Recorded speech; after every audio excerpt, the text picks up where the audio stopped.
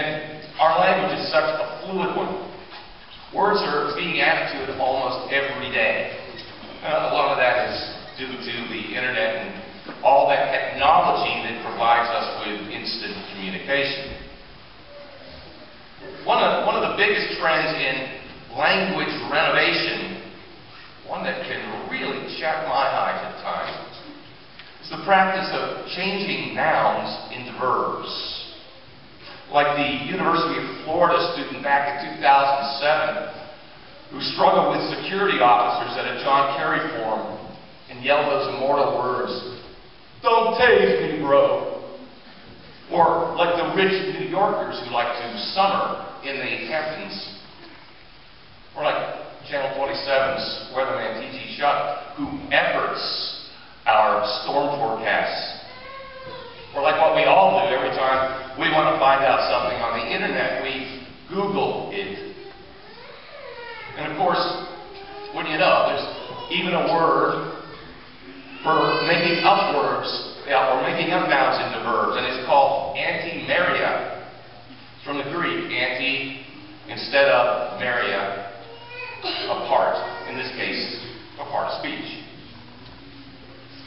But it's only recently that it's occurred to me that Google didn't start this phenomenon. Neither did T.G. Shutt or rich New Yorkers, for that matter. God has been doing it since the dawn of time. Because you see, we don't have a static God. Even though He's definitely a noun, He's continually active, like a verb. And His love for us has never, ever been static in the least.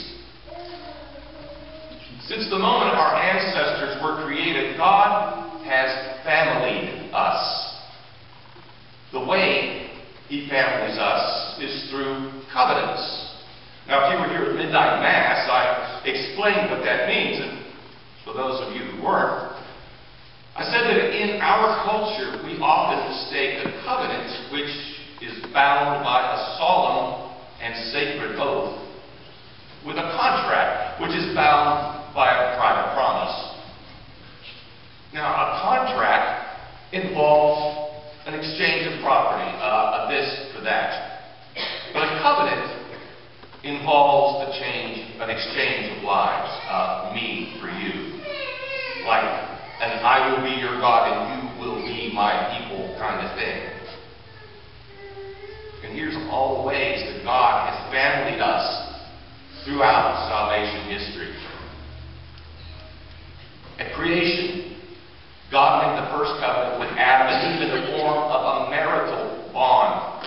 It represented the nuclear family of man with God at its head.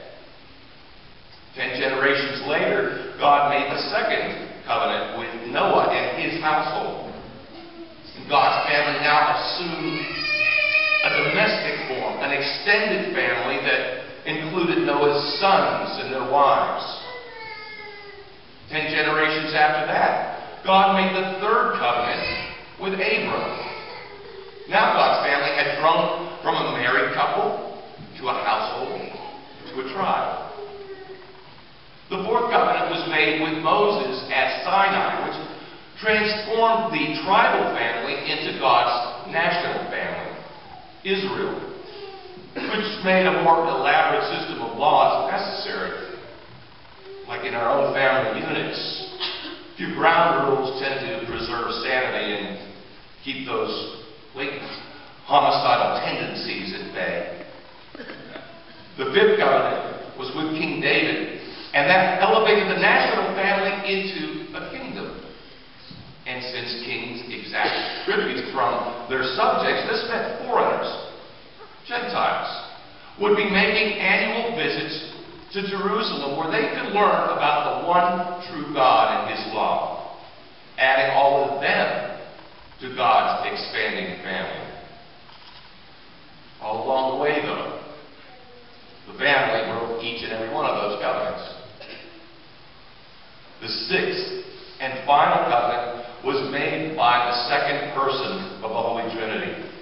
This new, everlasting, unbreakable covenant makes God's family universal encompassing all on earth and all who have gone before us.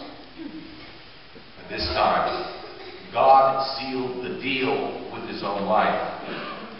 It was his blood that was shed, not ours, not some bull, ram, or goat. Nobody, family is better than that.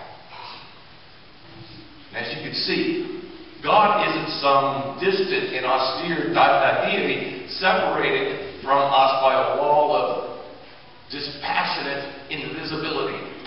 He always deals with his family in personal and familiar ways that are intended to reunite our brokenness.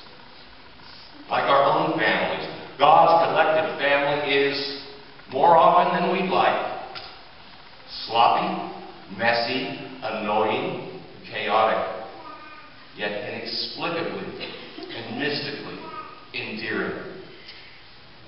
And that's why he families us actively, constantly, and lovingly.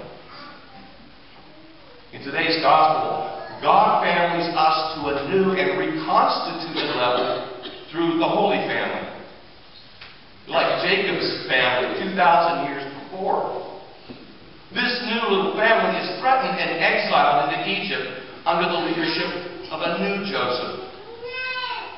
And the presence of Jesus there consecrated an ancient enemy, giving hope to other lands, other branches of our sloppy, messy, and broken family that would later reject him. Now, after the immediate threat to the family is gone, a second exodus out of Egypt occurred, and this second Joseph, like the first, guarded the life-giving food, the bread from heaven, for the larger family, us, who still hunger for it. But like our own families, it seems that when one threat is removed, another looms on the horizon. And Joseph couldn't return to Judea, to the Jerusalem area. Apparently, like any dad, Joseph wanted his son to grow up surrounded by both sides of the immediate family. Mary's side, even though she grew up in Nazareth, and Joseph had a house just north of the Temple Mount in Jerusalem. I've been there. Joseph's side lived just a few miles south, in Bethlehem. But God had other plans. He wanted to give them, and through them, all of us, a significant upgrade. No longer would they, or we, be descendants of the old Adam, the wicked, sinful one, but of the new Adam, Jesus, our Savior.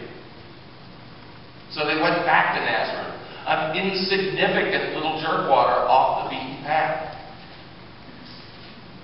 Now, do you know where the name Nazareth comes from? Here I go again with my word fetish.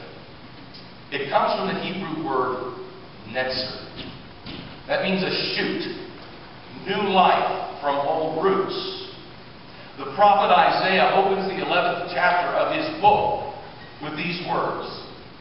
We've heard them throughout Advent.